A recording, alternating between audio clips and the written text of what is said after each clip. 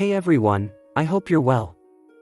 This is the story about what if Naruto was Tobirama's grandson and had ice release. Before we start, please subscribe to the channel and like the video as well. So without any further ado, let's start the what if. We will now move on to the next match. After Hayate had announced the continuation of the preliminary, the large screen on the wall began to randomly shuffle through the remaining candidates' names once more, until 2 were selected. Round 6. Niji Hyuga vs Karui. The second Niji saw who his opponent was, his cold pale eyes immediately narrowed when he saw which village she represents. It was the same village that was responsible for the unjust death of his beloved father, due to the botched kidnapping attempt of his weak cousin. Both Hiruzen and Guy were afraid that this could happen, as they are fully aware of the Hyuga clan's massive grudge against Kyumo, as many years ago, they had dared to steal their clan's heiress and the secrets of their precious Kekkei Genkai. This was definitely not going to be a pleasant fight, and they could only curse the damn screen that randomly picked the combatants. Hinata's eyes widened with worry when she saw who her cousin was going up against, and she has a feeling that Niji is going to take out all of his pent-up anger on the unsuspecting red-headed Kyumo Kunoichi. While Hinata herself was very guarded when it comes to Kyumo ninjas in general, due to her childhood trauma, but despite this, she still won't be prejudiced against every single Kyumo ninja she encounters. She could only hope that Niji would exercise restraint, if he hopes to preserve his honor. Yugito then noticed the cold look on Niji's face, and was starting to feel worried for her enthusiastic teammate, who couldn't wait to fight in her match. Hey! Yugito stopped Karui as she was about to make her way down to the arena floor. Be careful. I don't like the way that Hyuga kid is looking at you. If I didn't know any better, I say he wants to kill you. Yugito warned. But Karui simply shrugged it off. You're being paranoid, Yugito. Besides, don't worry about it. Every Hyuga is a taijutsu user, right? So I'll just keep my distance and use my sword if he comes near me. Karui ensured with a cocky grin. Confidence is good, but make sure you don't underestimate him, Karui. Omoi tries to lessen her ego, until a terrified thought entered his mind, but what if she ignores us?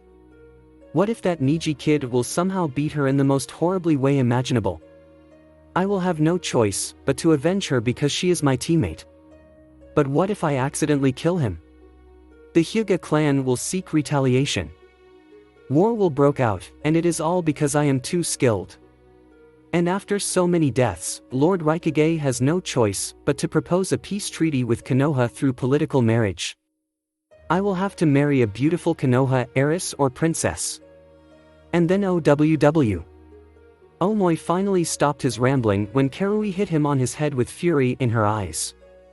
Stop overthinking, you baka. Karui yelled out. Yeah, Omoi, you need to learn to calm down once in a while. Besides, if anyone is gonna be put in any political marriage with Konoha, it's gonna be me. And I got my eye on the perfect candidate. Yugito claimed cheekily, as her gaze was firmly locked on Naruto, who was talking with Fu and Shikamaru on the opposite balcony. But then she smirked with amusement, when she saw the angry glare that she is receiving from Ino, who noticed the cat Kunoichi's constant stares towards her boyfriend.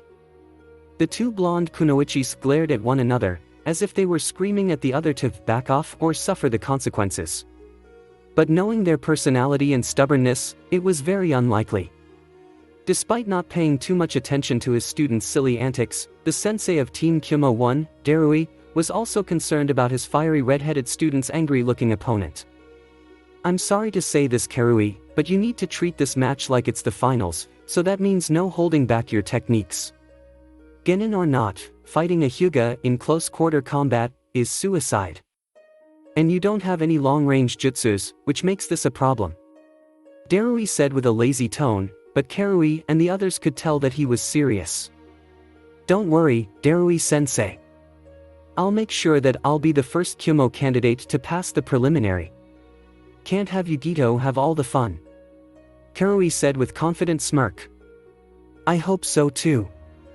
Good luck, Red. Darui said, as Karui made her down to the arena floor. When Niji was about to make his way down as well, Guy took this opportunity to advise his student. Niji. Guy said firmly, making Niji stop in his tracks without looking at his sensei. Remember, this is a tournament, not a chance for personal vendetta. Guy reminded with a serious tone. Niji narrowed his eyes and clutched his fist tightly in anger when he heard this. He knew it would be foolish to defy his surprisingly powerful sensei, but he will not hear a word of it. Fate has delivered him a chance of retribution, and he will not waste it. It is also the Chunin exam, Guy-sensei. Anything could happen. Niji said with a stoic expression, but inside he was containing his anger, and if you're worried, don't. After all, we all signed the consent form. What happens next is in fate's hands. Niji said coldly, as he made his way to the arena floor, ignoring the surprised look from Guy and Lee. As he passes by teams 7 and 10, he saw Hinata giving him a worried look, but it only made him glare at her with hate, making her turn away in sadness, while Sasuke was returning the glare tenfold at the Hyuga boy. No one glares at his Hinata and gets away with it. When Niji and Karui stood face to face on the arena floor, Karui now realized that Yugito wasn't being paranoid after all, as she could literally see the hatred in his pale eyes. Are both fighters ready? Hayate asked the two genins before him. Yes. Niji said coldly. Let's get this over with. Karui said, as she gripped the handle of her sword. Then let the sixth match of the preliminary begin. Karui immediately jumped back to get some distance like she originally planned, but Niji remained where he was without moving a muscle. While it took every fiber of his being to not dash forward and palm strike the red-headed girl in the heart, he decided to keep his cool and heed his sensei's words. Just one thing before we square off against each other, Karui of Kumo. I advise you to surrender. Fate has declared that you would lose the second I've been chosen to be your opponent. Niji said with a stoic tone. What the fuck? Is he serious? Yugito thought with a raised eyebrow. Karui also shared her teammate's thought, but to her, what he said was a sly insult to her and her skills. Who does he think he is? She asked herself in anger. Do you think when I see your eyes, I tremble in fear? Just because you're a Hyuga, that doesn't mean I'm gonna back down, you know. So how about you shut up, and give me a good fight? Karui said, as she pulled out her sword, as its steel shimmers in the air. Pitch, you people are all the same. Niji said with venom in his voice. Hey! What do you mean, you people? Karui yelled out, with a tick mark on her head. Kumo ninjas. All you do is fight, lie, cheat and steal. If you think the Hyuga has forgotten what your village had tried to pull, you are sadly mistaken. Sooner or later, you and your village will meet your just fate. Niji said with more venom in his voice. You arrogant son of a bitch, you don't get to talk about my home like that. And what the hell are you? Oh I see. You're referring to the Hyuga incident 9 years ago. You prick, I heard one of your members killed our ambassador when he was there for a peace treaty. You got a lot of nerve to be angry at my village, after your clan was the one who destroyed the chance of an alliance between our villages. Karui said with so much anger in her voice, but what she said shocked every Konoha ninjas in the arena. Niji, Hinata and even Hiruzen were more shocked than others at what Karui just said. Did the Raikage or the Council of Kumo really told their village and younger generation, like Karui, that the Hyuga clan was at fault, after one of their ninjas attempted to kidnap Hinata under the false pretense of peace, and was killed because of it? This was an outraged. It is possible that the kidnapping attempt was an off-the-books mission, that only a handful of people in Kumo knew. But to twist the truth into the most disgusting way imaginable, just to save the name of the village from scrutiny, while blaming and discriminating the clan that they had wronged in the first place, was an absolute disgrace. Hiruzen had to remind himself to have a little talk with the Raikage after all of this is over. This lie will not stand, as the Hyuga clan will not accept this injustice that has tainted their name and honor outside the land of fire. Niji, however, was now angrier than ever. A whole village, no, a whole country, believing a disgusting lie, while his clan suffered, and his father paid the price. All for the sake of peace. He had to grow up without a father because of these bloodline thieves, and he will not let them get away with it. What did you say? Niji asked slowly, as his voice was seething with rage. But apparently, Karui has no idea what trouble she got herself into, as she only sees Niji as an unbalanced opponent, and due to her lack of judgment, she decided to make it worse. TSK, you have the ultimate all-seeing eye, and yet can't hear me speak plainly? Your whole clan is a joke. Karui mocked with a smirk, as her ignorance knows no bounds, since she was taught the Hyuga are the dishonorable one. And just like that, Niji snapped, as he immediately activated his Byakugan and rushed towards Karui in a blinding speed that could rival both Lee and Naruto. Karui's eyes widened with panic when she saw how Niji was quickly closing the distance between them. She then immediately readied her sword and met him head-on. Cloud style, front beheading. As Niji was reaching her, Karui swung her sword in a single yet powerful cutting motion towards Niji's neck. But at the last minute, Niji immediately ducked under the slash, grabbed her wrist firmly, and landed a swift gentle fist strike on her sword-wielding arm, causing her to flinch in pain, as Karui's right arm had gone completely numb due to him shutting down her chakra point, making the red-headed girl drop her sword, as Niji continues his relentless strikes on her body. Karui desperately tried to defend herself, as Niji began to strike her chest area several times, causing her to cough up some blood from her mouth. Karui tried to punch him with her only functioning arm, but Niji immediately disabled that one too as soon as she tried, leaving her completely defenseless. But Niji wasn't done yet.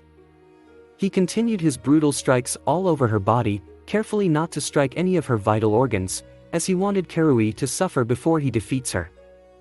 Most of her chakra points has been shut down, and her internal organs felt like they were on fire. Even though his attacks were fueled by rage, his strikes were surprisingly graceful, and his movements were incredibly fast and fluid, especially to the untrained eye. Niji eventually stopped his gentle fist strikes, when he noticed Karui was barely moving, and her breathing was burdened, and yet she was still standing like a statue, as blood was dripping from her mouth, while her eyes looked semi-lifeless. Karui eventually collapsed, when the strength of her legs had finally run out, and fell unconscious. Karui! Yugito and Omoi yelled out, worried when they saw their usually hot-tempered teammates defeated so brutally by the Hyuga boy. The match was over before it even started. Niji merely used his basic taijutsu skills on Karui. He didn't even need to use any of his clan's secret techniques. Heiei then approached the unconscious Kyumo girl, confirming that she was indeed out as a light. But he knew she probably suffered several internal damages, and requires medical attention immediately, or else she will die. By knockout, the winner of the 6th preliminary round, and advancing to the finals, is Niji Hyuga. Heiei announced. Haku and her team immediately rushed towards Karui, and placed her on a stretcher.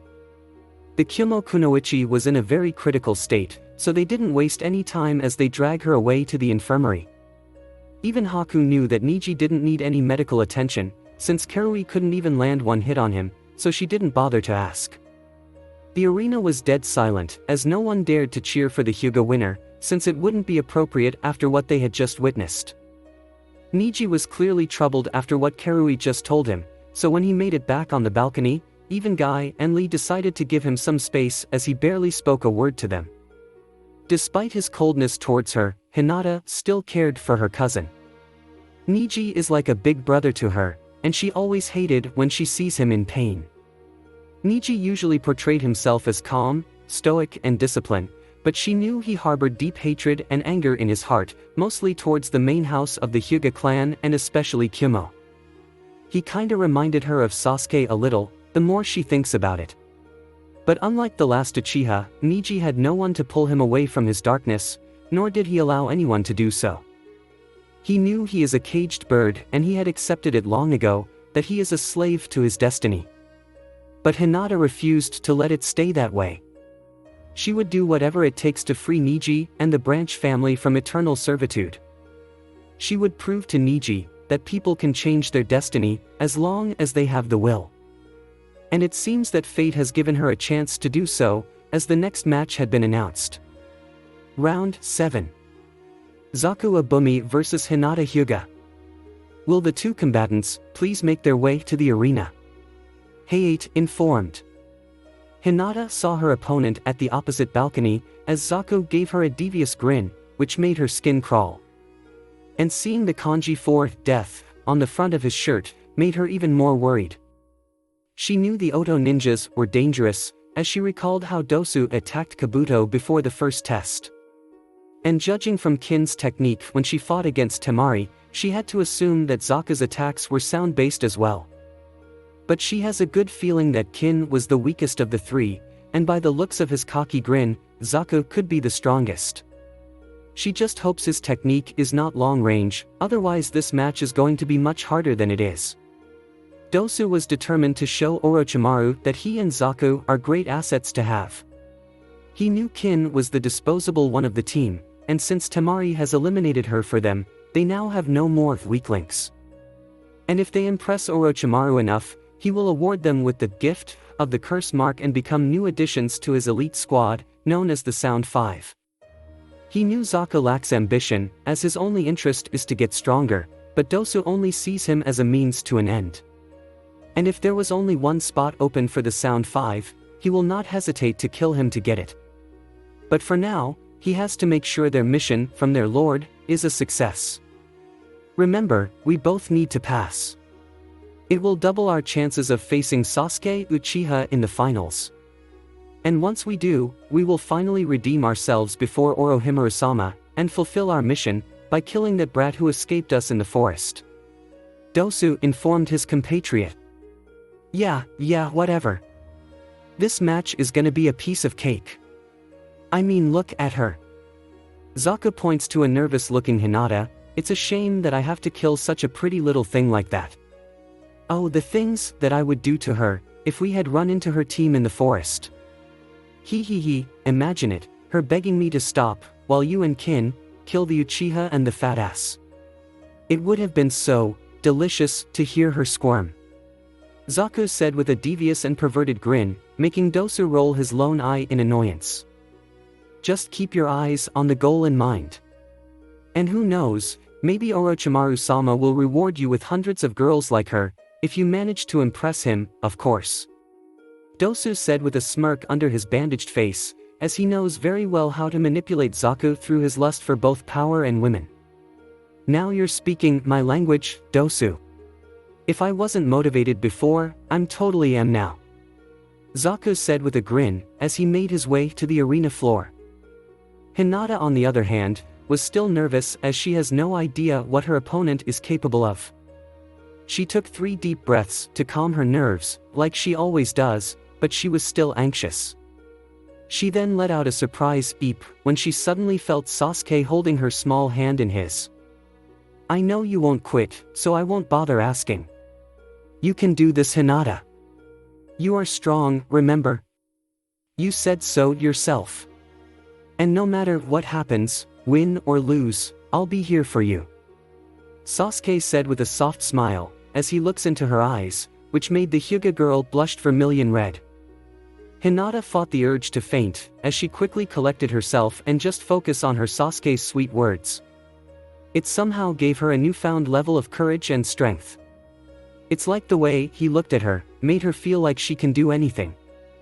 Hinata was now determined to win more than ever, so she could join alongside Sasuke in the finals.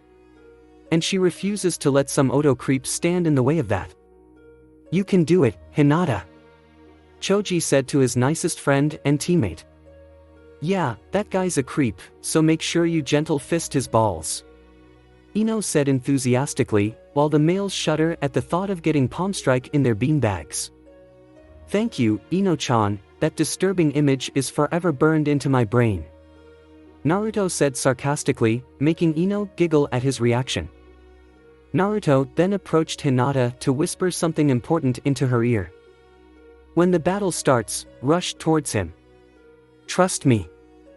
I sense a lot of chakra building up in his arms and hands, so use your Byakugan to confirm it. And judging from his body language, he's a long-range specialist. So if you jump back to get some distance, you will only be doing him a favor. He will not expect a full frontal assault from you, so it's best you use it to your advantage. Good luck, sunshine. Naruto whispered with a smile as he pulls his head away, leaving a blushing red Hinata, as she could feel his surprisingly cool breath, that gave her goosebumps. Sasuke and Ino narrowed their eyes in annoyance at Naruto, due to the very close contact with the Hyuga girl, while Choji just wondered what Naruto had whispered to Hinata. Hinata then thought about what Naruto said, and nodded in understanding. She then turns to her sensei. Anything you want to say to me, Kakashi-sensei? Hinata asked her sensei, who was busy reading his orange book. I'm sure Naruto has told you everything I would say. All I can do now, is to tell you to do your best. Your friends believe in you, Hinata, and so do I. Kakashi said, as he pulled his gaze away from his orange book to give Hinata his signature eye smile. Hinata smiled at her lazy sensei, and with one final deep breath, she made her way towards the arena floor, to meet her creep of an opponent. Hinata and Zaku now stood face to face, as they wait for Hayate to start the match. Now if you're ready, let the 7th match of the preliminary begin. Alright cutie, I'm gonna give you HUI. Zaku tried to bait Hinata into surrendering, but what he didn't expect was for Hinata to immediately activate her Byakugan and charge towards him with medium level of speed.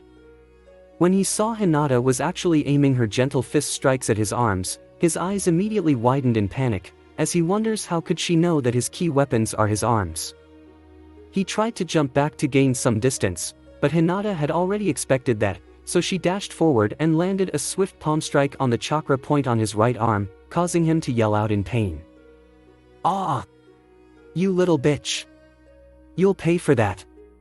Zaku yelled out, as he aimed both his arms at Hinata. Slicing sound wave. Hinata's eyes widened when she saw Zaku suddenly shooting pressurized air from the palm of his hands towards her, which caught her off guard at first, but thanks to her Byakugan, she notices her earlier attack has done its work, so she immediately jumps on her left side, only to get hit by medium-level breeze, which only knocked her a few steps back, but she was still standing. Zaku was shocked when he saw Hinata barely flinch from his attack. Why didn't the air blast on his right-hand cannon blow her away like everyone else? Why was it so weak compared to his left-hand cannon, as it made crack on the wall behind her? Then, he felt it. Zaku's right arm was suddenly shaking uncontrollably, leaving him and everyone else completely shocked, as chakra was suddenly bursting through his flesh. Afterwards, just like an exploding clogged pipe, his right arm completely burst, as several holes were made, allowing the clogged chakra and blood to be released, making him yell out in agonizing pain. Ah! Zaku yelled out, as he clutches his right arm. Hinata immediately placed her hand on her mouth, horrified at what she just did. Thanks to her Byakugan, she saw the surgically implanted pipe in his right arm was broken to pieces, along with his bones. I'm so sorry. Are you alright? Hinata immediately apologized like it was reflex, since she never liked causing harm to others. But from the horrid rage-filled look on Zaku's face, she could tell that he was far from alright. You! Zaku yelled out with a violent glare towards the Hyuga girl. Hinata still felt guilty for what she had done to Zaku's arm, but she managed to regain her resolve, and pull herself back into the fight. Surrender! Your arm is useless now, and it needs medical attention. If you don't surrender now, I will do it again on your other arm. Hinata threatened with her best serious look, but to Sasuke, she looked so freaking adorable. You think this will stop me? I still have one good arm to kill you. Zaku declared, as he immediately aimed his left hand towards her, channeling most of his remaining chakra into it. Supersonic slicing wave. A much stronger version of the slicing sound wave was fired from his left palm, as it shows that it had greater power, range and coverage angle, which made it impossible for Hinata to dodge the massive air attack. Hinata did the only thing she could think of, as she began to channel her chakra all over her body, and started spinning.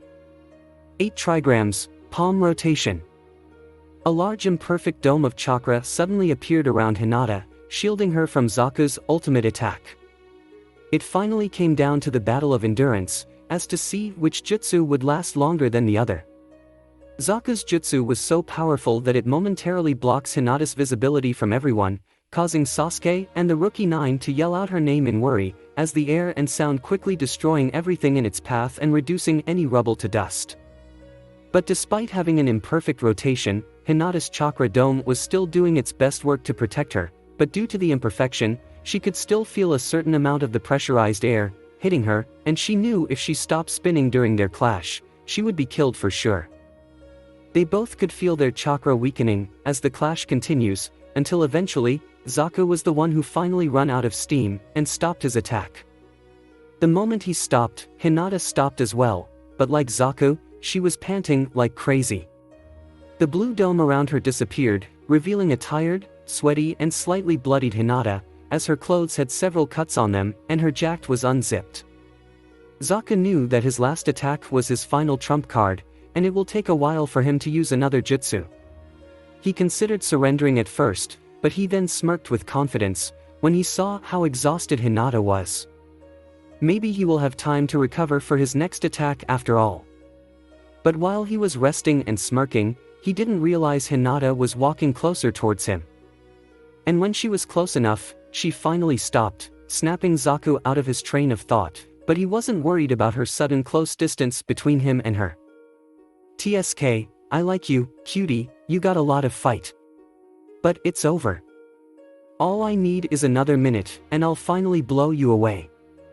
And don't worry, your boyfriend can have what's left of you when I'm done," Zaku said with a confident grin. But Hinata ignored his taunts, as she took 3 deep breaths to regain her composure, before her Byakugan eyes were firmly focused the Oto ninja before her. She then points her right hand at him, and with a cold tone, she said, "You're locked on." Zaku was confused at first when he heard what Hinata suddenly said to him, until his eyes widened when he saw her taking a unique gentle fist stance. Gentle fist art, 8 trigrams, 32 palms. Hinata immediately closed the distance between Zaku and her, as she landed the first 2 strikes on his body, and she then follows up with another 2 more strikes, and afterwards 4 strikes, then 16 strikes, and finally another 16 strikes, making the total of 32 gentle fist strikes in less than 20 seconds. Zaku was sent flying a few away from her after the last strike, and immediately fell to the ground, unconscious. Hinata was still in her taijutsu stance, as she took a deep breath to calm her racing pulse, until she realized that the match is over and she had won. Heiei then approached the fallen Oto Genin, and after confirming that Zaku can no longer continue to fight on, the clear winner of the match has been decided. By knockout, the winner of the 7th match and advancing to the finals is Hinata Hyuga. Heiei announced, earning the Hyuga girl a loud roar of cheers and applause from the Rookie 9 and Lee, as another Konoha Genin managed to win a match. Hinata still couldn't believe it. She had won against a fairly strong opponent, and she had done it all by herself. She then saw the proud looks of their friends and sensei, and she couldn't help but blush in embarrassment. But when she was about to head back to the balcony, she immediately collapsed to her knees. She was completely exhausted and Zaku's attack was still affecting her, as she felt pain all over body. Sasuke didn't even hesitate, as he jumped down from the balcony and ran towards her. Her head immediately fell on his chest, as he held her close. "Hinata, are you okay?" Sasuke asked with concern in his voice. "Yeah, just tired." "Thank you, Sasuke-kun," Hinata said softly. Despite feeling blood rushing to her face at how close she was to Sasuke, she still felt great comfort by his presence. Kakashi and Choji later went to congratulate her on her win, while Haku and her team went to retrieve the unconscious Zaku. "Hinata-san, would you like to come with us as well?" Haku politely asked the exhausted Hyuga girl, while ignoring the cold glare from Sasuke, who was holding Hinata protectively. "That's actually a good idea, wouldn't you say, Hinata?" Kakashi said suggestively to the Hyuga girl. "But I want to see who else will make it to the finals," Hinata said disappointedly. "Yeah, Kakashi-sensei, can't she stay like Sasuke, Shino and Shikamaru?" Choji asked hopefully. "I'm afraid that's not advisable. Those 3 weren't that injured during their matches. Hinata is not only exhausted, but her body is in pain as well. She needs medical attention. Kakashi informed coolly, but his tone was serious. I see, Hinata said sadly, as she had no choice but to agree. Sasuke hated every time he sees Hinata sad or disappointed. He knew she wanted to support her friends in their matches, but Kakashi was right, and that she needed to go to the infirmary. But he refuses to leave her all alone. I'll go with you, Sasuke offered sincerely, despite him wanting to see the rest of the match as well. Hinata was surprised, but was also very touched by Sasuke's offer. She knew he wanted to see the best matches like Naruto's, Lee's, or the rest of the strong genins, so he could learn about their skills and power. But she never thought that he would give all of that away for her. That's very sweet of you, Sasuke-kun. But you should stay. I know you want to see the matches, and I don't want to be the reason you can't. Hinata said kindly. I don't care. I want to go with you. Besides, Choji and Kakashi-sensei can tell me what I need to know about those who passed. Right now, I just want to make sure that you're okay.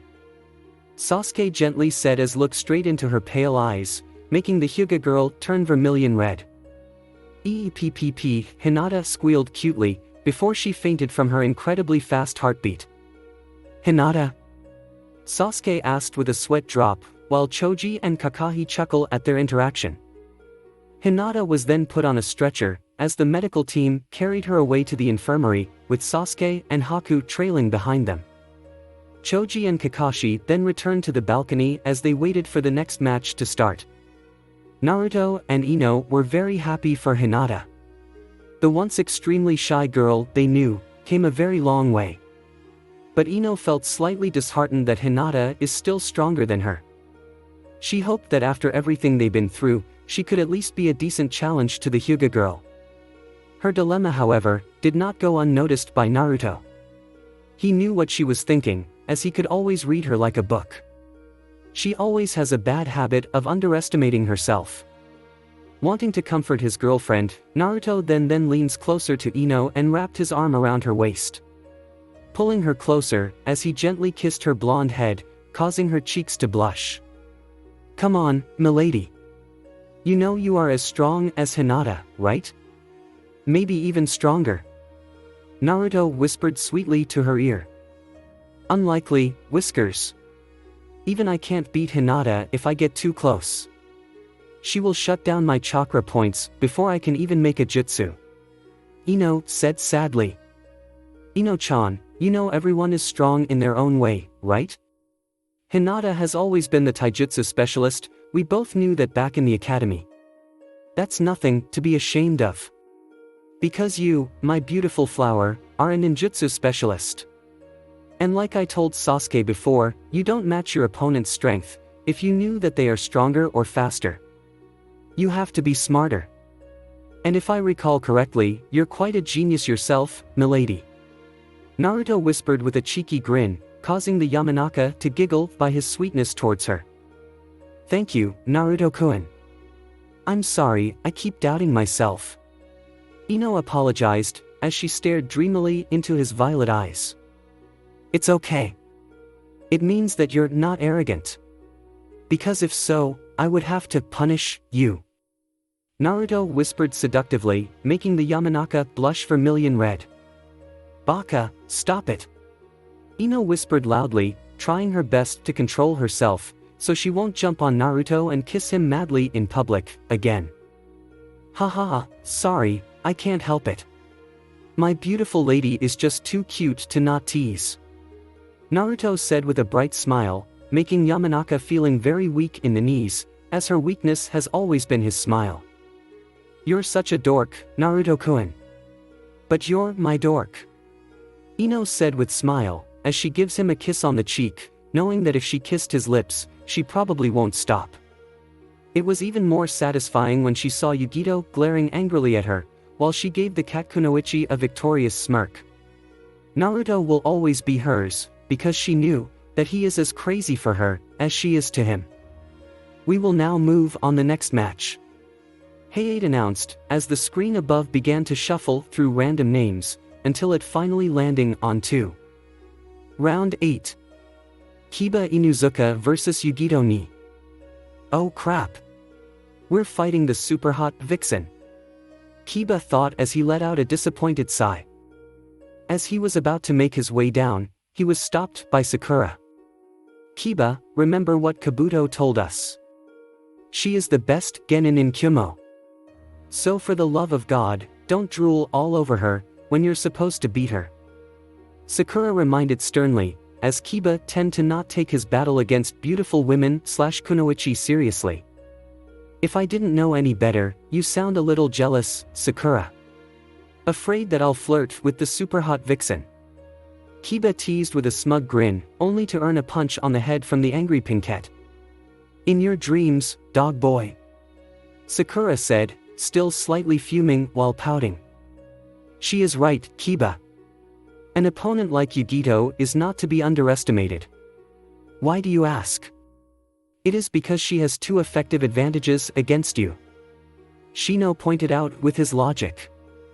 Care to enlighten us, Shino? Kiba asked, slightly annoyed. She is an attractive kunoichi, who has well-developed breasts. Shino concluded bluntly. Shino. Sakura and Kurenai yelled out, shocked by the stoic Aburame's blunt answer, while Kiba's nose was bleeding. It is the logical answer, given Kiba's personality, likes and habit. Shino answered with his logic. Oh God, he's right. Sakura said while rubbing her temples from stress. She knew Shino is not a pervert, he's just very analytical, and his logic is mostly right. Kiba, if you don't fight Yugito seriously and lose because of it, I will tell your mum and sister about your match. Kurenai informed sternly, hoping a harmless blackmail would motivate her student. What? No. Fine, just take it easy, Kurenai-sensei. You don't have to do that. Maybe I'll just pretend that she's a man. Kiba said, hoping that was good enough. I guess, that's okay. Kurenai said, unsure what to say, even though it sounded odd. Kiba then made his way to the arena floor, while Yugito was already there, doing some pre-battle stretchers, showing off her very limber and curvy body, which managed to entice several male genins in the arena, especially Kiba, who was now standing in front of her, trying to contain his nosebleed. He managed to snap himself out of it, as he remembers Kurenai's threat. I'm not gonna go easy on you, just because you're a woman. I'm gonna pretend that you're man. Kiba said sternly, but then he looked at Yugito up and down, a very beautiful man, with a rocking body, who I would like to take to dinner sometime. Kiba couldn't help but say with a goofy grin, making everyone's sweat drop. Focus, you baka. Sakura yelled out in anger, as she hated when Kiba flirts like an idiot.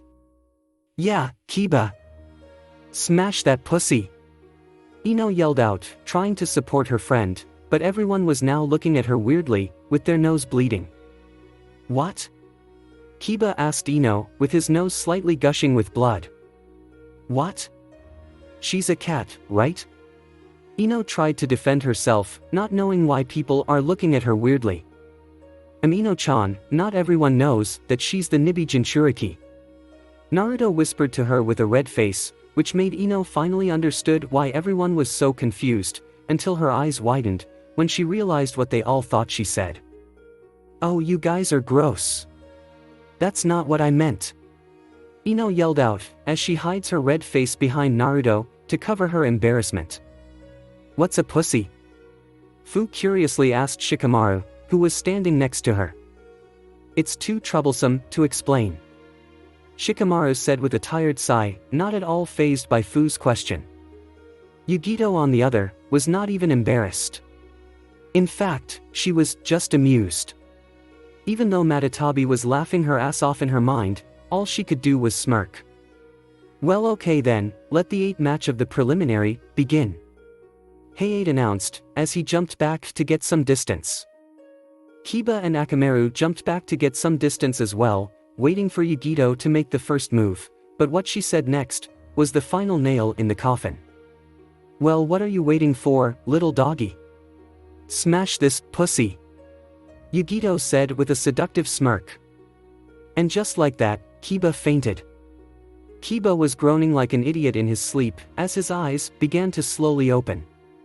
He still couldn't remember what happened before he passed out, but he sure knew that the last thing he heard was the most beautiful thing that he could ever hear from a beautiful woman. Since Kiba is unconscious, the winner of the 8 matches. Wait!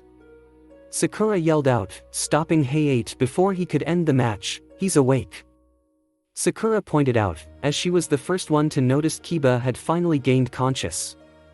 Kiba managed to get back up on his feet, despite feeling a little lightheaded, while Akamaru was barking with relief that he managed to wake his partner up in time with his puppy licks.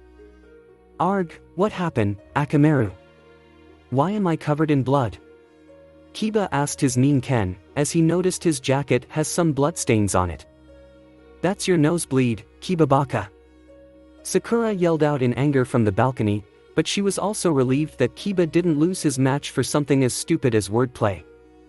Everyone had to shield their ears, as Sakura still has her usual loud shrieking voice, but Kurenai and Shino were grateful that she managed to point out that Kiba was awake in time. Oh right, what was it that you said again? Kiba asked the smirking Yugito. No! Sakura, Kurenai and the rest of the remaining Rookie 9 yelled out in panic, while the others palm-slapped their foreheads. Well, I said, Yugito was about to answer, but Kiba's eyes widened when he finally remembered what it was. Oh wait, la la la la la la la, not listening to you. You didn't say anything. Kiba said frantically in a sing-song manner, as he covers his ears while drowning out the noise so he won't hear Yugito finish her sentence.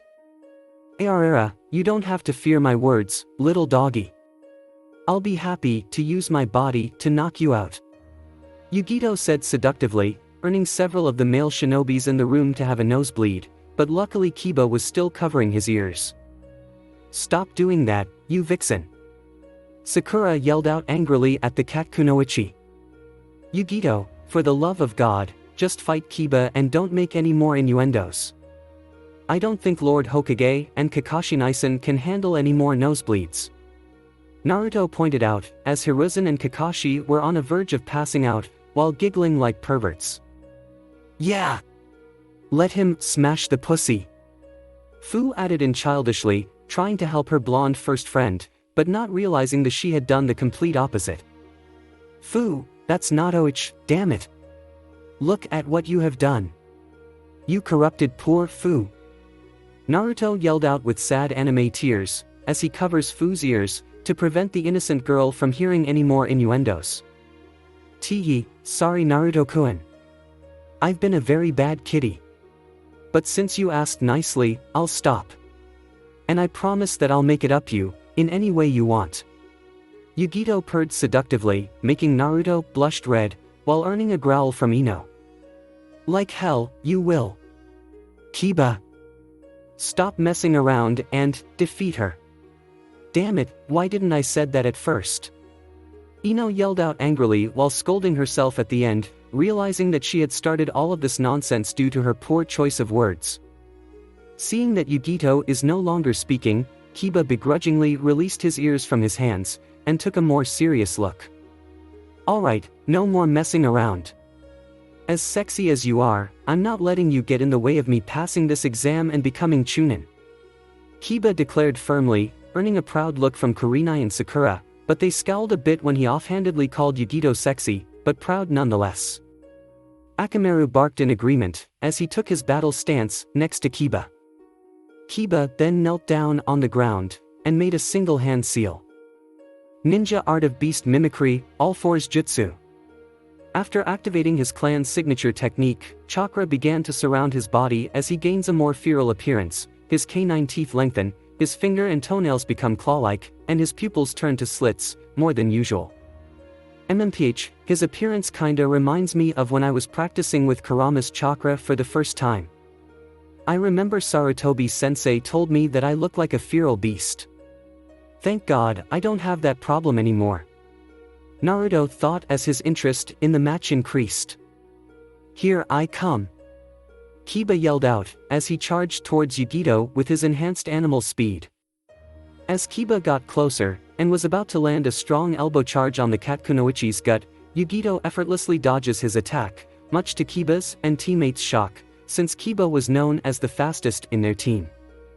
Not wanting to back down, Kiba pressed on his attack, and tried to slash her side with his claws, but every time Yugito simply dodges it with little effort, like she knows when and where it was coming.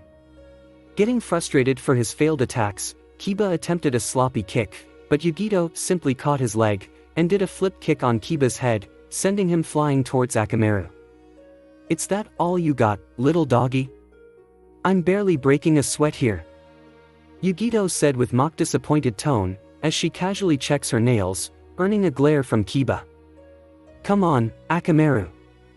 This time we fight together. But I'm not taking any chances this time. We attack her with everything we got," Kiba said to Akamaru, earning a bark of agreement from the small white-furred puppy. Kiba then took out 2 food pills from his pouch.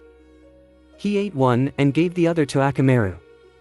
The second Akamaru ate it, his white fur began to turn red, earning his name, Red Boy, as his and Kiba's chakra had been supercharged. Yugito was intrigued at the sudden turn of event, as she could sense the sudden burst of chakra from her opponent and his Ninken. "Let's go, Akamaru!" Kiba yelled out, as he was now on all fours, allowing Akamaru to jump on his back. Kiba then made a single hand seal. Ninja art of beast mimicry, man-beast clone. Akamaru then suddenly transformed into a perfect copy of Kiba, as they were both radiating with chakra. "It's over now. Let's go, Akamaru!" Kiba yelled out, as he and Akamaru charged towards the smirking Yugito. Kiba and Akamaru were the perfect tag team, as they unleashed their relentless wild attacks on the cat Kunoichi, many of which should have landed, if it was just any other genin. But unfortunately for the duo, Yugito was no ordinary genin. Being the Jinchuriki of Matatabi, she was gifted with several abilities, one of which is her superhuman reflexes and flexibility. Not once did Kiba or Akamaru manage to hit her, let alone scratch her, as she was practically dancing around the arena, avoiding their attacks with ease. Some would say that she was having fun, judging from the look on her face. But apparently, the fun stopped when she noticed a strand of blonde hair was falling on the ground, and some were on Kiba's claws.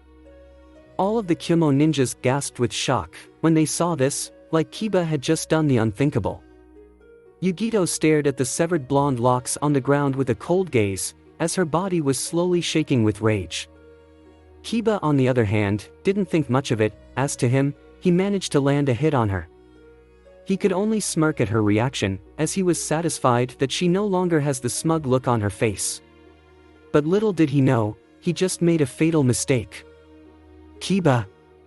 A piece of advice for the future," Naruto yelled out, gaining the Inuzuka's attention, "never mess with a woman's hair," Naruto said, earning a nod of agreement from all the females in the arena. "Oh come on, it's just a little strand. It'll grow back," Kiba said without a care in the world, as he continues to dig his own grave. "Kid, I would listen to your friend if I were you. You never mess with the hair, especially not Yugito's. So I apologize for what is about to happen," Darui said with a lazy tone, as he prayed for a swift end for the Inuzuka boy. Kiba then turns his attention back to the fuming Yugito. "That was a mistake, little doggy. I hope you know what comes next," Yugito said with a cold tone, as her eyes were now yellow and green with slit pupils. But Kiba simply scoffed at the threat. "Ha, bring it on, cat lover," Kiba challenged, as he and Akamaru took their battle stance, showing off their sharp claws for intimidation. But Yugito simply smirked at the intimidation display, as she raised both her hands, and suddenly, her fingernails began to grow considerably longer, causing everyone's eyes to widen. "Oh shit," is all Kiba could say, as he could tell those long claws were extremely sharp. Without giving him a chance to ready himself, Yugito immediately dashed towards the dog duo in an incredible level of speed, and began a series of slashes. Poor Akamaru had to suffer for his partner's foolishness, as he and Kiba could barely dodge Yugito's extremely quick strikes, as they both personally experienced how durable and sharp her claws were, that was almost as sharp as a normal blade, if not sharper. Kiba and Akamaru tried to get away, but Yugito won't let them. It was her turn now to be on the offensive, as deep cuts were now starting to cover all over their bodies. The dog duo managed to jump away, by dropping smoke bombs to cover their escape, but in reality Yugito just let them, as she was preparing to end the match with one fell swoop. Kiba also shared the same thought as the cat Kunoichi, as he and Akamaru began to charge towards Yugito once more, with their ultimate clan technique. Man-Beast Ultimate Taijutsu, Fong over Fong. The dog duo began to rotate their bodies, taking the shape of large man-sized drills, as they shot themselves towards the surprised Yugito. The cat Kunoichi was caught off guard at first, but a smirk reappeared on her face, when she realized that Kiba had just made her attack much easier. She immediately retracted back her claws, and made several hand seals. Fire style, Flaming Cat Roar. Yugito then took a deep breath, and blew out a massive blue fireball towards the dog duo, creating a large deafening explosion when they clashed. Kiba! Sakura yelled out worriedly, knowing the strange blue fireball was very much stronger than a normal one. Her fears were not misplaced, as when the smoke cleared, both Kiba and Akamaru were on the ground, completely scorched, but thankfully alive, as they were merely unconscious. Haku didn't even have to wait for Heiei to declare the match over, as she and her team immediately rushed towards Kiba and Akamaru, and performed non-lethal Suiton jutsus to dose off the remaining flames on the dog duo. By knockout, the winner of the 8th match and advancing to the finals, is Yugito ni. Heiei declared, earning a round of cheers from her fellow Kyumo ninjas, as she made her way towards the balcony to rejoin Omoi and Darui. Yugito knew it was overkill to use Matatabi's blue fire, but she was extremely pissed when Kiba severed her hair, and she just wanted the match to end immediately.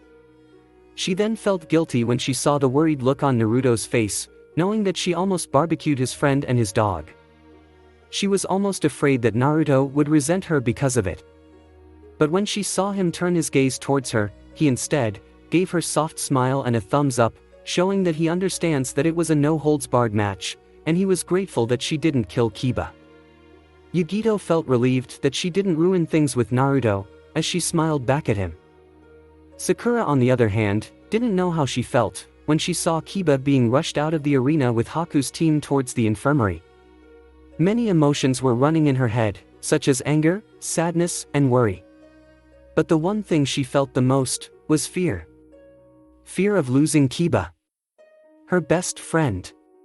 The guy who always managed to annoy and comfort her ever since they became a team. She didn't know why she was so afraid of losing him, but she knew she just couldn't bear the thought of it. She then felt a hand on her shoulder, as she turns her head and saw it was her Kurenai's. "Don't worry, Sakura. Kiba and Akamaru will be okay," Kurenai said reassuringly, but deep down she was also worried. But what if they don't? That fireball was not normal. I can even feel its intense heat from up here. I wish I could go and see them, Sakura said worriedly. "I'm sorry, sweetie, but you have to stay. Your match hasn't come yet. But if Kiba was here, he would very much tell you to keep your chin up," Kurenai said with a soft smile. "Kurenai-sensei is right, Sakura. Why do you ask?" "Because Kiba never liked seeing you sad. But if comforts you, I can go to the infirmary to accompany him and Akamaru," Shino offered. "Thank you, Shino, but you don't have to do that. Besides, I know you want to see Naruto-kun's match. If it's my turn next or the match after, I'll go the infirmary myself when I'm done, and hopefully not on a stretcher," Sakura said with a weak laugh. As the arena was now cleared, Heiei then announced the continuation of the preliminary. The giant screen lit up once more, and began to shuffle through names, until it landed on 2 kunoichis. Round 9. Mabui vs Sakura Haruno. "Sigh, me and my big mouth," Sakura said to herself in annoyance. "Good luck, Sakura. I know you can do it. Just remember to do your best." Kurenai said to her apprentice, silently hoping that her team can get a TW out of 3 into the finals. As Sakura made her way to the arena floor, she was surprisingly stopped by an old friend. "Sakura," Ino said suddenly, as Sakura turned to face her former friend. "Yeah?" Sakura asked begrudgingly, still feeling a bit awkward around Ino and Naruto. Ino still felt guilty that she allowed Sakura to pursue Naruto in vain for all those years, and not tell her that he was never single in the first place. Ino knew she hid the truth, because Naruto and her wanted their relationship to be a secret at the time. But she couldn't help but feel that if she had just told Sakura about their relationship, they could have at least salvaged their friendship, before Sakura broke it off entirely by declaring Ino her rival. In the end, they were both at fault by breaking their close friendship over a boy, even if that boy was Naruto. But Ino was willing to start over with the Pinkette, if she is willing to do the same. After all, Sakura was her first female best friend. As the awkward silence continues, Ino simply gave Sakura a friendly smirk. "Try not to lose, will ya?" Ino said with cocky tone. And just like that, Sakura felt a great sense of familiarity, like Ino was still her best friend. It gave her comfort to know that Ino is still the same confident girl she met all those years ago. The girl who taught her to embrace her forehead and became her first friend. Sakura didn't even realize how much she missed Ino and the closeness they once shared. The Pinkette then simply returned Ino's smirk with her own. "Speak for yourself, Ino. I'm sure Naruto-kun wouldn't want a weak girlfriend. So you better not lose your match," Sakura said with her own cocky tone, as she made her way to the arena floor. Ino merely smiled at Sakura's response, feeling that their friendship was still there. As Sakura and Mabui were now facing each other on the arena floor, they were now waiting for Hayate to start the match. "Now that you're ready, let the 9th match of the preliminary begin. With Naruto and Ino. We've already seen what Samui and Atsui could do back in the Forest of Death, but we haven't seen Mabui's skills yet. Do you think Sakura can handle her?" Naruto asked Ino, feeling slightly concerned for his pink-haired friend. "She better. I know she's not the most dedicated kunoichi back in the academy, but I really hope after some time apart from you, she would break out of her fangirl phase and take her training seriously," Ino said with a worried tone. "I hope so too. Otherwise, this is going to be a short match," Naruto stated, earning a nod of agreement from the Yamanaka. Back on the arena floor. After Hayate announced the beginning of their match, both Sakura and Mabui jumped back from each other to get some distance. Sakura took out several shurikens from her back pouch and threw them towards the Kyumo kunoichi, but Mabui was able to evade and swap them away with her tanto. But when Sakura charges forward to engage Mabui in a taijutsu fight, Mabui had other plans, as she sheathed her tanto and made several hand seals. Ninja art, heavenly transfer jutsu. Sakura immediately stopped engaging Mabui and jumped back, when suddenly something large appeared in front of her in a bright flash of light, reminiscent of a bolt of lightning. When the bright light finally fades, standing between Mabui and Sakura was a very large gorilla that was almost as big as a house, with brown fur, green eyes, and prominent scars running down the left side of his face and body. Sakura immediately went pale when she saw the towering gorilla glaring at her, as she swallowed a large lump in her throat. Everyone, except the Kyumo ninjas, also shared the Pinkette's surprise, as they didn't realize Mabui was capable of summoning. But Hiruzen, however, who is a wielder of the monkey summoning contract, knew better. She summoned a gorilla, but it wasn't a summoning animal or jutsu. She simply teleported it from one place to another. That's quite a useful trick, Hiruzen thought, as he was amazed by Mabui's technique. Mabui then jumped on top of the giant gorilla's shoulder to greet him. "Sorry to bother you, King-chan. But I could use your help," Mabui said to the giant gorilla, who is named King, as she then points her finger towards the fear-stricken Sakura.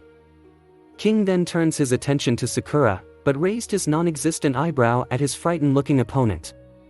He then looked at Mabui and gave her a "Are you serious" look. I know, but I'm not much of taijutsu fighter and besides, you are quite intimidating. Mabui said embarrassingly, as she rubbed the back of her head sheepishly. King simply huffed in annoyance, as he turns his attention towards Sakura once more. He then began to repeatedly beat his chest, and unleashed an ear-piercing roar, making the pinkette turn even more paler. Ruhier. I would so peed my pants if I didn't went to the bathroom earlier. Sakura thought in fear and panic, as King began to lift one of his arms to crush the little pinkette. Sakura, move.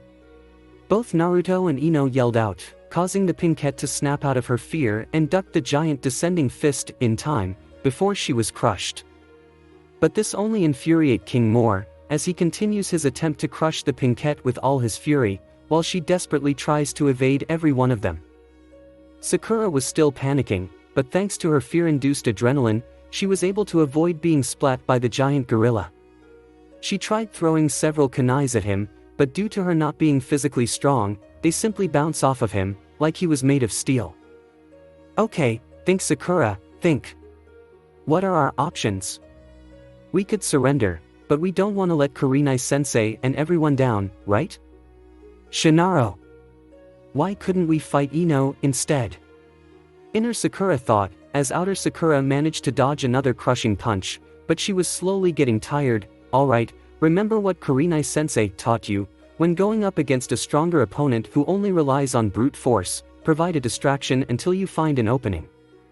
Inner Sakura recalled, as outer Sakura managed to narrowly dodge another crushing attempt by King, and get some distance from the gorilla. Sakura then made several hand seals. Demonic illusion, double false surroundings. Sakura was able to finish her jutsu in time, as when King finally crushed her with his massive fist, Sakura suddenly burst into pink flower petals, disappearing from his and Mabui's line of sight. But it wasn't just them, everyone else in the arena also couldn't see Sakura, meaning that her genjutsu affected everyone. Before King and Mabui could begin their search for the disappearing pinkette, suddenly, around 15 Sakuras were formed from the flower petals, as they ran around the arena whilst circling King and Mabui, trying to disorient them. King then began to relentlessly crush the Sakura clones, only for them to burst into flower petals and reform themselves. Suspecting it was a genjutsu, Mabui immediately formed a hand seal to disrupt her chakra network, freeing King and herself from Sakura's illusion, as the Sakura clones disappeared. But there was still no sign of the original pinkette. As Mabui wonders where Sakura could be hiding, suddenly the ground beneath her and King changed, as a large tree began to coil around them, rendering her and King immobile. Mabui began to panic, as she could have sworn that she had broken the illusion. But then suddenly, Sakura began to emerge from the tree behind Mabui, and placed a kunai on her throat. Surrender, Mabui. Sakura ordered, as she pressed the kunai closer to her neck. Mabui couldn't believe it. She was duped by the pink-headed kunoichi, of all people. But Mabui had to admit that Sakura was a natural when it comes to the art of illusion. While it pains her to cause a second loss for her team, Mabui had no choice but to concede. I surrender.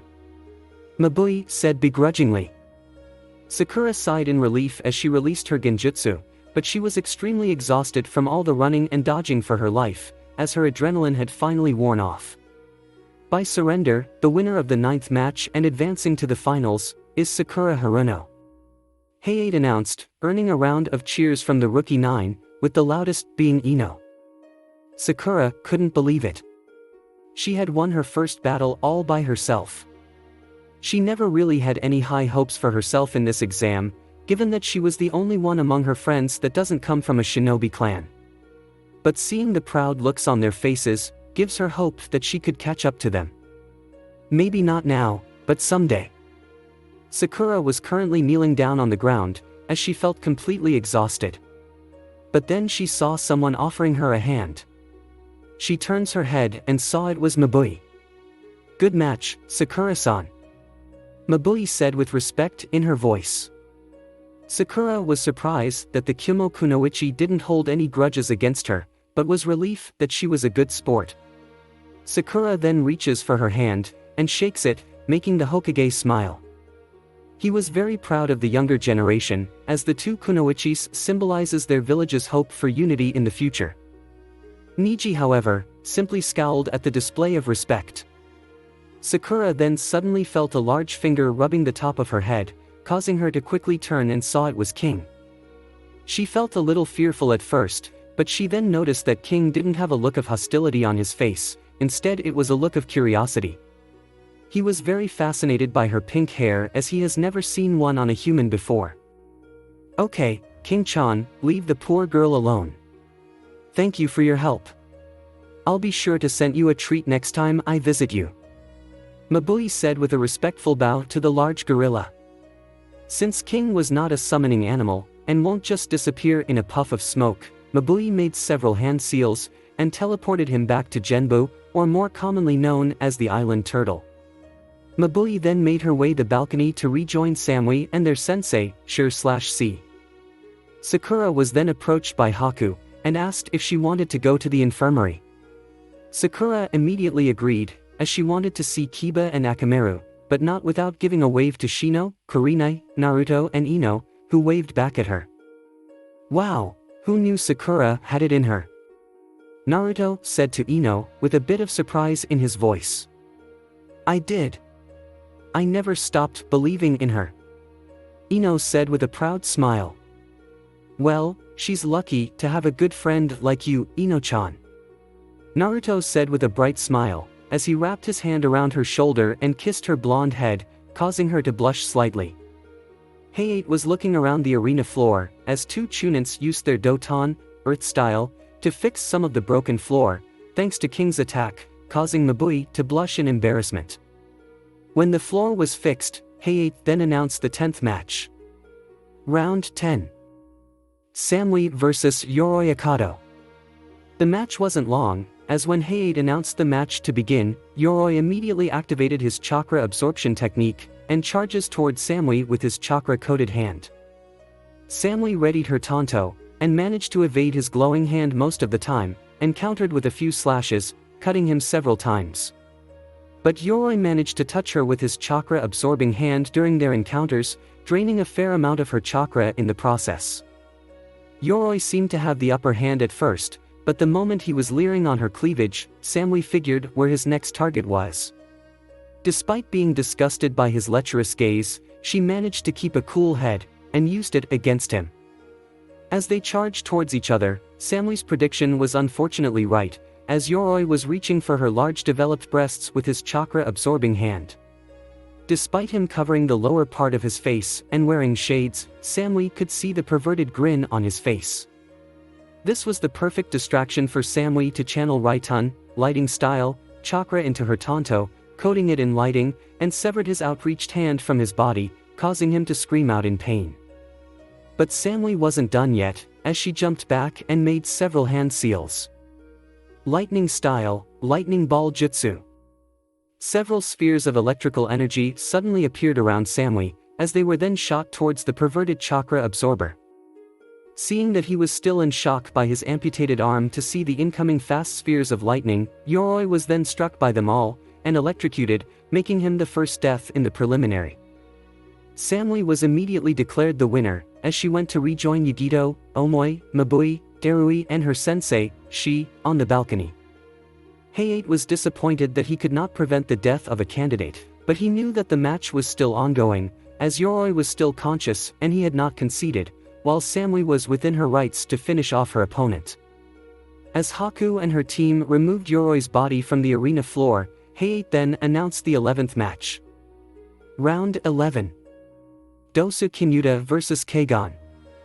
This match was also quick, as Keigan, despite being one of those smart enough to tell that Dosu's attack was sound-based, judging from his previous attack on Kabuto before the first test, was still foolish enough to engage to Oto Genin in close-quarter combat. Keigan used his village's signature technique, hidden waterfall style, water-slicing sword, and attempted to behead Dosu in one fell swoop. But Dosu, being angry and frustrated that both his teammates lost their matches, and that Orochimaru could not grace him with his presence, was not in a good mood. So when he easily dodges Keigan's sword attack, and countered with his Melody Arm Gauntlet, he activated his jutsu, ninja art, vibrating sound drill. Dosu then generated powerful sound waves from his gauntlet, and directed them straight towards Keigan's ears, causing the Takigenin to yell out in pain, as his ears began to bleed. It was a simple yet very effective underhanded technique, as Keigan immediately fell unconscious. But due to Dosu using more chakra into his attack than usual, Keigan suddenly went into a violent seizure, as the sound waves were still affecting his brain. But before the medical team could reach him, the seizure had eventually killed him, claiming Keigan as the second death of the preliminary. Dosu had no remorse whatsoever, instead he had a sinister grin behind his bandaged face. Despite him mistreating her like the rest of her team, Fu was saddened that Keigan had died. She knew he wasn't her friend, but he was still a teammate. Fu then noticed her other teammate, Yoro, and her sensei on the opposite balcony, were visibly shaken by Keigan's death. A part of her wanted to rejoin them, so they could mourn for their lost comrade together, but the cold glare they gave her when she waved at them told her otherwise. She knew they would just blame her for Keigan's death and call her names like they always do. Despite her bubbly attitude, Fu was very heartbroken that people from her supposed home won't accept her. Fu then felt a hand on her shoulder, and when she turns her head, she saw it was her first real friend, Naruto. He gave her a sympathetic look and asked if she was okay. She only responded by hugging him tightly, as he happily returns the hug. But suddenly, Naruto sensed a strong wave of anger and jealousy in the air. But to Naruto's surprise, it wasn't coming from Ino or Yugito.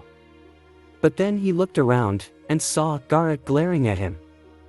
Naruto raised an eyebrow, wondering why the Ichibi Jinchuriki was angry with him, when all he does is comforting Fu. But he simply ignored it, and continued to comfort the saddened Nanabai Jinchuriki, but he could sense Gaara's anger and jealousy grew even more. After Haku and her team took Keigan's body away, Heiei then initiated the 12th match. Round 12. Ino Yamanaka vs Kankuro. Oh hell yeah! I may not get Yugito, but at least I got another CA-themed ninja as my opponent. Ino yelled out loudly and enthusiastically, causing Naruto to chuckle for his girlfriend's antics, while Shikamaru rolled his eyes. But apparently her loud declaration did not go unheard by the war paint wearing Suna ninja, as his left eye twitched uncontrollably while his sister chuckled for her brother's embarrassment. I have you know, this is a traditional Suna shinobi attire, based on my specialty. Kankuro declared loudly from the opposite balcony, choosing his words very carefully as to not slip out his secret puppeteer technique to his opponent. What specialty is that? Entertainment for children's parties? Ino quipped with a smirk, causing several people including Temari to laugh loudly at her joke, while Kankuro was growling with a tick mark on his head. I'm gonna kill this bitch, Kankuro said under his breath, as he made his way to the arena floor, while he ignores his sister's hysterical laughter, and his little brother's unamused look. Before she made her way to the arena floor as well, Ino then turns her attention to her worried-looking boyfriend. She then gently placed her hand on his cheek, and stroked his whisker marks, causing him to purr from her soft touch. That is still the cutest thing I have ever seen, Ino said with a warm smile, as she had always loved hearing Naruto's purr whenever she touched his whisker marks. Naruto chuckled as he leans closer to her touch and sweetly kissed the palm of her hand. Be careful, Ino-chan. My studies on foreign shinobi culture are a little rusty, but I have a feeling that this guy is one of Suna's infamous puppet masters. I can't tell you much about them, since most information about other shinobi villages are restricted, but try not to get too much distance from him. I heard close-quarter combat is one of their greatest weakness. Also, I can sense chakra coming from that thing on his back, which is odd, since I can't sense any chakra from Kankuro himself. Naruto whispered to her ear. So what are you thinking? That the real Kankuro is hiding inside that thing on his back, while the Kankuro we see and currently walking down to the arena floor is an imposter? Or maybe the puppet itself? Ino whispered back. Maybe. Only one way to find out. Good luck, milady. Try not to rough him up too much, Naruto whispered with a smirk as he pulls away from her ear. No kiss to seal the luck. Ino asked cutely with a pout. You'll get a kiss, if you win. Naruto declared with a wink, making the Yamanaka blush her cheeks. Oh, if I win, huh? You tease. Ino said with a playful pout, making Naruto chuckle, as she made her way to the arena floor. Sigh, even if you guys don't kiss in front of me, you both still make me wanna barf. Shikamaru said to Naruto, while suppressing a yawn. Oh, don't be like that, friend Shikamaru. Friend Naruto and friend Ino are in love. It is wonderful. Fu said with a dreamy voice, causing Naruto to blush when Fu mentioned the L word. Now it was Naruto's turn to be mad at himself, as he realized after all these years, he never once yet told his favorite girl in the world that he loves her more than anything. He then reminded himself to tell her during their next intimate moment. Ino was now face to face with Kankuro, as they wait for Hayate to start the match. Are both fighters ready? Hayate asked the two in front of him. Hell yeah, I'm ready. Ino said confidently, as she cracks her knuckles. Pitch, this match is gonna be a piece of cake. Kankuro said mockingly, as he unstraps the supposed puppet from his back, while Ino scowls at his comment. Then let the 12th match of the preliminary begin. Thanks for watching. I hope you enjoyed. If you enjoyed this what if and want to see next part of it, comment down below and let me know. Also share this video with your friends. See you in the next video. Peace.